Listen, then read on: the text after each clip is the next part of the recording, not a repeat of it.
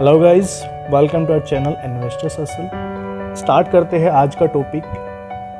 आज का टॉपिक रहेगा हमारा how to determine right time to sell. क्या करने वाले सर आप अपने स्टॉक एंड आप शेयर को सेल कब करना है आपने, what is the right time कि आप अपना जो शेयर है उसको आप सेल ऑफ करके या तो रिटर्न कमा लें या फिर हो सकता है कि आप अपना फ्यूचर में लॉस करने से बचें। तो दो में से एक चीज़ सर हम करेंगे आज। ये चीज़ हम सीखेंगे आपने अपनी कोई भी पर्टिकुलर शेयर को वो परफॉर्म कर रहा है या परफॉर्म नहीं कर रहा है, दोनों को किस टाइम पे आपने सेल कर देना है। तो हम अपने कुछ सजेशंस, अपने कुछ ओपिनियंस आपके साथ शेयर करेंगे। एंड बेसिकली क्या होता है कि स्टॉक मार्केट में एंट्री हम कर लेते हैं, हमें ये पता होता है कि ठीक है ये पर्टिकुलर शेयर हम परचेज कर सकते हैं, रिटर्न्स अच्छे हैं, कंपनीज के पास ट्रैक रिकॉर्ड्स अच्छे हैं, कंपनी के परफॉर्मेंस ग्रोथ को लेके, प्रॉफिट को लेके, स्केलिंग अप को लेके परफॉर्मेंस अच्छी है, तो हम इस कंपनी में इन्वेस्ट कर सकते हैं, हम यहाँ पे अपना शेयर में पैसा डाल सकते हैं। बट सर आपने उस पॉइंट तक पैसा इन्वेस्ट ही किया है, आपने उसके फ्रूट्स रियलाइज नहीं किए। फ्रूट आप कभी भी रियलाइज जब करते हैं जब आप उस चीज़ को सेल ऑफ करेंगे। उस टाइम तक आपका वो पैसा इन्वेस्टेड ही है। इवन अगर आपके प्रॉफिट की भी बात करें, प्रॉफिट आपका वहाँ से जब भी निकलेगा, एज वेल एज आपका ओरिजिनल जो अमाउंट है जो आपने इन्वेस्ट किया है वो भी जब भी निकलेगा। जब तक आप उसको सेल ऑफ नहीं करेंगे, जब तक सर आपकी पोजीशन इंटैक्ट ही रहेगी कि आपका पैसा सर वहाँ पे इन्वेस्टेड ही है, आपने वहाँ से कुछ भी निकाला नहीं। यहाँ पे आपने किस पॉइंट पे सर ये डिटरमाइन कर लेना है कि आपने अपना जो शेयर है उसको सेल ऑफ कर देना है। इसके लिए हम दो चीज़ें सर डिस्कस करेंगे आज। एक तो ये कि आपको ये पता होना चाहिए कि व्हेन टू सेल, आपने सेल कब करना है। एंड आपको ये भी पता होना चाहिए कि आपने जो पर्टिकुलर शेयर है उसको सेल कब नहीं करना है। So it is equivalently important कि आपको ये भी पता होना चाहिए कि स्टॉक आपका, शेयर आपका सेल कब नहीं होना है। तो पहले सर ये देखते हैं कि आपको अपना जो शेयर्स है वो सेल कब करने हैं। पहले इसको समझते हैं कि know when to sell. First reason की बात करते हैं सर। ये फर्स्ट अगर हम इसमें जो एडवाइस हमारी रहेगी कि आप कोई भी शेयर आप परचेज करते हैं तो एक बहुत बड़ा एक रीज़न होता है कोई भी शेयर बाई करने के लिए। आप कोई पर्टिकुलर रीज़न को देख के अपना स्टॉक जो है बाई करते हैं। वो कंपनी की रेपुटेशन हो सकती है, वो हो सकता है कि आपको प्रोडक्ट बहुत अच्छा लगता है ना, आपको पता है कि मार्केट में उस प्रोडक्ट की जो रेपो है वो बहुत अच्छी है, या फिर हो सकता है कि आपको लगता है कि कंपनी बहुत इनोवेटिव है, कंपनी में बहुत ग्रोथ है, वो आगे ग्रोथ करेगी, तो आपका पैसा वहाँ पे मतलब डबल या ट्रिपल जो भी होगा वहाँ पे। या फिर और भी बड़े सारे रीजंस होते हैं जिनको कंसिडर करके आप वहाँ पे परचेज करते हैं। अगर आपके लिए वो रीज़न जो है वो रीज़न एग्जिस्ट नहीं करता है, लेट्स सपोज आपका कंपनी जो है वहाँ पे अगर हम बात करते हैं, एप्पल की बात करते हैं सर, तो एप्पल बेसिकली आपका स्टीव जॉब्स ने जो स्टार्ट किया था, he was the guy, he was the founder की जिसने एप्पल को जो है बेसिकली स्टार्ट किया था। सारे इनोवेशन, सारा जो अप्रोच जो है स्टीव जॉब्स से स्टार्ट की हुई है। ना आपको लगता है कि आई ट्रस्टेड ऑन दैट गाय, कि उसकी स्किल्स पे आपने ट्रस्ट करके आपने वो शेयर परचेज किया है। एंड अगर स्टीव जॉब्स ने वहाँ से वो कंपनी छोड़ दी है, मतलब कि फॉर नेचुरल रीजन्स, मतलब कि he is no more with us, उस पॉइंट पे आपने क्या डिसाइड करना है। उस अगर आपके लिए वो रीज़न ख़त्म हो जाता है तो आपका वहाँ पे कोई पर्पस नहीं होता है कि आप उस शेयर को होल्ड करें। ऐसे पॉइंट पे आपने उस शेयर को सेल ऑफ कर देना चाहिए। नेक्स्ट हम बात करते हैं तो मैनेजमेंट की, कि आपने जो अपना शेयर है वो परचेज किया है मैनेजमेंट को देख के कि कंपनी का मैनेजमेंट बहुत स्ट्रॉन्ग है, कंपनी के डिसीजंस बहुत साउंड रहे हैं चीज़ों को लेके, उनके स्ट्रेटजीज, प्लान्स, जो भी उनका जो इम्प्रूवमेंट उन्होंने किया है अपने प्रोडक्ट को लेके, मार्केट को लेके, तो आपको मैनेजमेंट पे ट्रस्ट करके आपने कोई भी शेयर आपने परचेज़ किया है। एंड मैनेजमेंट में सब्सटेंशियल चेंज है, वहाँ के जो टॉप जो मैनेजमेंट है, जो उनके जो बोर्ड मैनेजमेंट में जो है चेयरमैन जो है या फिर उनके जो सीईओज है वो चेंज हो गए हैं। एंड आपको नहीं पता कि अब जो एक नेक्स्ट मैनेजमेंट है वो कैसे परफॉर्म करेगा।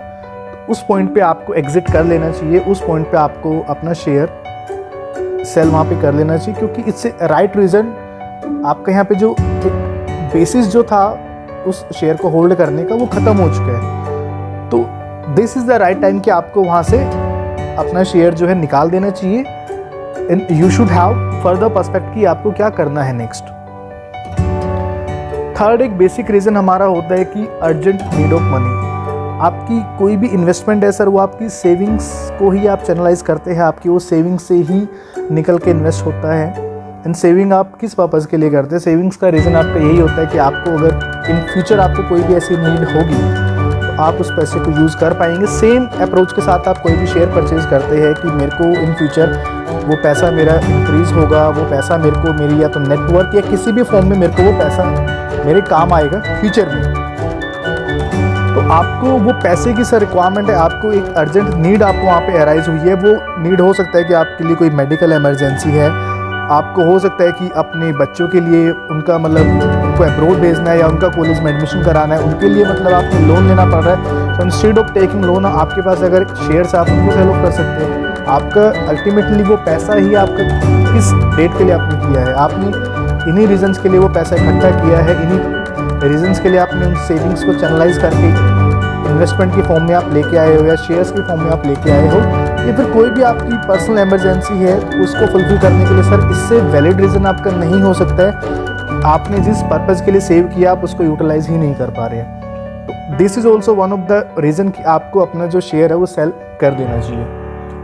नेक्स्ट हम बात करते हैं सर कि आपको अपना शेयर सेल कब नहीं करना चाहिए। आपको ये तो पता है कि आपने सेल कर देना है, बट आपको ये भी पता होना चाहिए कि आपने सेल कब नहीं करना है। तो बात करते हैं कब नहीं करना है। रीज़न नंबर 1, आप बहुत इम्पेशेंट होके आप मार्केट की फ्लक्चुएशंस को आप रीड कर रहे हैं। आपने ये देखा कि मेरा जो शेयर है वो डबल हो गया या मेरा शेयर जो है आज की डेट में वो ट्रिपल हो गया। आपको लगता है कि नहीं अब मेरे को सेल कर देना चाहिए। एंड फ्यूचर में क्या होगा कि फ्यूचर में मैंने अपना पैसा ऑलरेडी यहाँ पे डबल या ट्रिपल कर लिया है, बट आपको लगता है कि मतलब कि मेरी जो सक्सेस है या मेरी जो जर्नी है वो यहाँ पे कंप्लीट हो गई है। सर अगर आपका शेयर कॉन्टिन्यूसली परफॉर्म कर रहा है तो देयर इज नो रीज़न कि आप उसको वहाँ पे उस पॉइंट पे सेल करें। आपके पास स्टोरीज है कि आपने सुना है कि ठीक है वहाँ पे मतलब यू हैव ए स्टोरी कि जो पैसा है वहाँ पे उसको 10 टाइम्स उसको ग्रोथ मिली है या 20 टाइम्स उसको ग्रोथ मिली है। तो 10 या 20 टाइम्स वो एक बार में नहीं होता है, वो पहले एक मतलब कि वो 2 टाइम्स मल्टीप्लाई होगा, देन 3 टाइम्स, 4 टाइम्स, 5 टाइम्स, तो वो स्टेप बाय स्टेप ग्रो होता है। तो अगर आप उस स्टेप को ग्रो होने नहीं देंगे तो आप उस स्केल पे आप कभी नहीं पहुंच पाएंगे। तो अगर आपके पास ऐसा कोई स्पेसिफिक रीज़न नहीं है, आप जस्ट यही है कि आपको लगता है कि मैंने डबल कर लिया है, मैंने ट्रिपल कर लिया है एंड आपका स्टॉक आपका शेयर कंटिन्यू परफॉर्म कर रहा है, स्टिल अगर आप उसको सेल ऑफ कर रहे हैं तो दैट इज़ कि आप वहाँ पे पेशेंस लैक कर रहे हैं। एंड यहाँ पे आप वॉरेन बफेट को आप रिमाइंड कर सकते हैं कि उनका भी जो रीज़न था ग्रो करने का, इतनी बड़ी वेल्थ क्रिएट करने का रीज़न यही है कि पेशेंस बहुत बड़ी की होती है यहाँ पे स्टॉक मार्केट के अंदर आपकी ग्रोथ के लिए।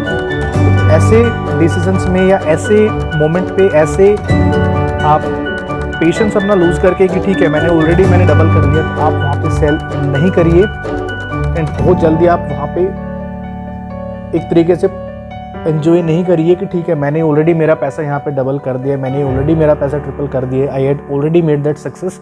तो वो सर बहुत छोटी सक्सेस है। हो सकता है कि आपकी जो ग्रोथ है वहाँ पे बहुत मल्टीप्लाई हो सकती थी, बट आपने उसको रोक दिया है। नेक्स्ट हम बात करते हैं कि आप जो अच्छे शेयर्स हैं, लेट्स सपोज आपने 10 शेयर परचेज किए हैं, एक उसमें से 4 शेयर 5 शेयर ऐसे जो कंटिन्यू आपको रिटर्न दे रहे हैं, जो कंटिन्यू ग्रो कर रहे हैं। कुछ शेयर ऐसे हैं कि जिनका जो मार्केट है वो काफ़ी फ्लक्चुएट हो रहा है, वो अप डाउन कंटिन्यू, बट उनका सब्सटेंशियल ग्रोथ अगर आप देख रहे हैं 1 साल हो गया है या आपको 2 साल हो गए, बट उनकी कोई ग्रोथ नहीं है। तो ऐसे में आप क्या करते हैं? ऐसे में आप ये करते हैं कि मेरा जो अच्छा शेयर है, मतलब ये जो शेयर है इसने मेरे को ऑलरेडी 4 टाइम्स रिटर्न दे दिए, मैं इसको सेल कर देता हूँ एंड ये जो है इन फ्यूचर ये भी परफॉर्म करेगा, तो मैं उसको उस टाइम के लिए मैं होल्ड कर लेता हूँ।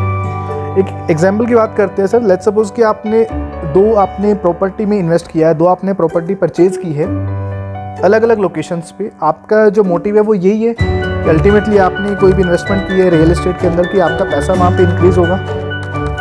एक प्रॉपर्टी ऐसी है कि जिसने आपको ऑलरेडी वो अपने प्राइस से डबल हो चुकी है। एक प्रॉपर्टी ऐसी है कि जो अपने प्राइस के नियर बाई ही फ्लक्चुएट कर रही है जिस प्राइस पे आपने लिया है। तो ऐसे में आप क्या करेंगे? आप जो प्रॉपर्टी ऑलरेडी ग्रो कर रही है उसको बेचेंगे या उसको बेचेंगे जो कुछ कर ही नहीं रहा है? ऑब्वियसली आपको उसी प्रॉपर्टी को बेचना चाहिए सर जहाँ पे ग्रोथ आपको दिख ही नहीं रही है। जहाँ पे ग्रोथ है अगर आप उनको बेचेंगे तो आप अपनी जो फ्यूचर की जो ग्रोथ है उसको आप रोक रहे हैं। उसका मीनिंग ये हो जाएगा कि आपने अब तक जो कमाया आप आगे नहीं अर्न करना चाह रहे हैं वहाँ से। तो ऐसे डिसीजन नहीं लीजिए कि आपने ये देखा है कि इसने तो चलो मेरे को रिटर्न दे दिए हैं, इसका यहाँ पे पूरा हो गया, मेरे को उस पर फोकस करना है जिसने रिटर्न नहीं दिए। सर वो मार्केट की अपनी अलग फ्लो है कि वो कैसे जाके आपको रिटर्न देगा, बट अभी जो रिटर्न दे रहा है उससे आप रिटर्न लीजिए, ना कि उसको आप वहाँ पे रोकिए। नेक्स्ट अगर हम बात करते हैं मार्केट प्रेडिक्शन की। मार्केट प्रेडिक्शन के अंदर क्या होता है कि आप कंटिन्यू आप मार्केट को प्रेडिक्ट कर रहे हैं। आप ये देख रहे हैं कि मैंने मेरा शेयर जो है 200 में परचेज किया एंड अब ये 250 हो गया, ऑल्दो वो कंटिन्यू ग्रो कर रहा है। आप कंटिन्यू देख रहे हो, उसका ट्रेंड फॉलो कर रहे हैं लास्ट 1 मंथ 2 मंथ 6 मंथ से कि वो 200 से 205 10 220 पे आया, 230 पे आया, 240 पे 250 पे आया। तो आपको लग रहा है कि मेरे को अभी इसको सेल कर देना चाहिए एंड इन फ्यूचर वो वापस कम होगा, वो वापस जो है 200 पे जाएगा तो मैं वापस परचेज कर लूँगा। अगर कोई स्टॉक पर्टिकुलरली परफॉर्म करे जा रहा है तो आप अगर वहाँ पे ऐसा कोई प्रेडिक्शन नहीं होता है कि अगर सर वो कंपनी अच्छी है, वो ग्रोथ में है, वो शेयर कभी नीचे नहीं आएगा। तो इस प्रेडिक्शन के बेसिस पे कि वो काफ़ी अच्छा परफॉर्म कर रहा है, आप उसको नहीं बेचे तो काफ़ी अच्छा है, क्योंकि उसकी ग्रोथ सर वहाँ पे स्केल अप होगी। तो again you need to practice patience यहाँ पे। नेक्स्ट हम बात करते हैं कि आप जो अपने शेयर्स होते हैं उनको आप रेगुलरली आप ट्रैक करते हैं। इन ट्रैक करने में आपको क्या लग रहा है कि आपने बेसिकली आप ये देख रहे हैं कि मेरे को ये पर्टिकुलर शेयर लिए 6 मंथ्स हो गए हैं और अभी तक जो प्राइस है उसका सेम है, उसका प्राइस में कोई चेंजेस आए ही नहीं है, मेरे को वहाँ पे अभी तक 5% रिटर्न नहीं आए हैं। एंड हो सकता है कि आपको 7 मंथ के अंदर ही वहाँ पे 50% की जंप मिल जाए, आपको वहाँ पे 80% की जंप मिल जाए। एंड नेक्स्ट फिर हो सकता है कि आपको 7th मंथ के बाद आपको नेक्स्ट 4 मंथ्स 5 मंथ्स के लिए कुछ भी नहीं हुआ, अगेन वापस वहाँ पे 6 मंथ के अंदर आपको एक जंप मिला है। शेयर मार्केट में सिर्फ कभी भी ऐसा नहीं होता है कि डेली बेसिस पे वहाँ पे चेंजेस हो। डेली बेसिस पे चेंजेस होते हैं, उनके रीजंस अलग होते हैं, बट आपकी कंपनी डेली बेसिस पे ग्रो नहीं करती है। आपकी कंपनी के रिजल्ट्स डेली बेसिस पे नहीं आते, आपकी कंपनी के रिजल्ट भी एटलीस्ट क्वार्टरली बेसिस पे इनके रिजल्ट्स आते हैं। तो अगर आप वहाँ पे ऐसा प्रैक्टिस करेंगे कि आप हर 2 महीने में 3 महीने में आप देख रहे हैं कि वो रेगुलरली इंक्रीज होना चाहिए 5% 10%, तो वो रेगुलर कभी भी इंक्रीज नहीं होता है। उसका जो फ्लो होता है, उसका जो एक इंक्रीमेंट जो पॉइंट होता है, वो सर मार्केट भी हमेशा डिटरमाइन नहीं करेगा, वो कंपनी के खुद के मैनेजमेंट के ऊपर भी होता है कि वो किस पॉइंट पे क्या डिसीजंस ले रहे हैं। उनके बाद भी उनका जो प्राइस है वो जंप कर सकता है। तो आप वहाँ पे एक स्टडी अप्रोच लेके चलिए कि मेरे को इतना पेशेंस रखना है, मेरे को ये होल्ड रखना ही है, इसके बेसिस पे आप डिसीजन लीजिए। सो ये सर हमारा आज का टॉपिक था। अगर आपको इन्फॉर्मेशन यूज़फुल लगी है तो प्लीज़ लाइक करिए, एंड अगर आपको सर कोई भी सजेशन है, कोई भी अगर आपके लिए रिकमेंडेशन अगर आप हमें कुछ करना चाहते हैं तो प्लीज़ आप कमेंट कर सकते हैं। And so this was all for today. Thanks for watching us and a very happy Independence Day. Stay connected, stay growing. Thank you.